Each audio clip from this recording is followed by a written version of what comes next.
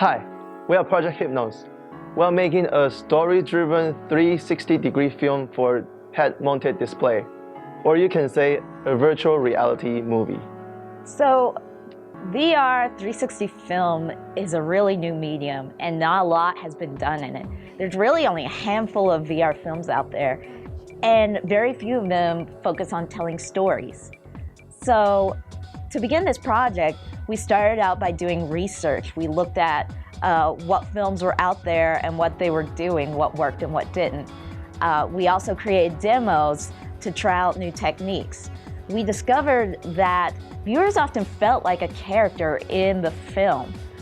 We also found out that eye contact is really important for creating immersion.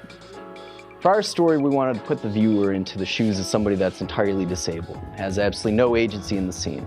We did this both because of technical limitations, but also to make the best use of the medium. For our story, we started out in a live action sequence, where you're getting some sort of context into the relationship of the viewer and their family members in the scene.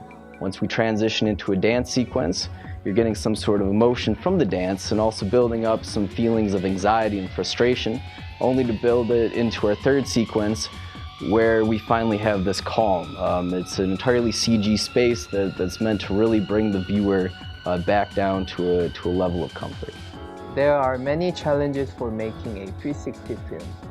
We use 10 GoPro cameras with a 360-degree rig to create our film. So since everything can be seen, we had to come up with tricks to hide things like our tripod. So we built a mount that looks like a person sitting in a wheelchair.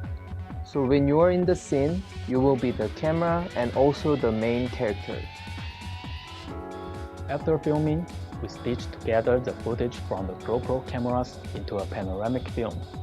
We have to take our time in stitching as best we can, because it strongly affects the immersive experience.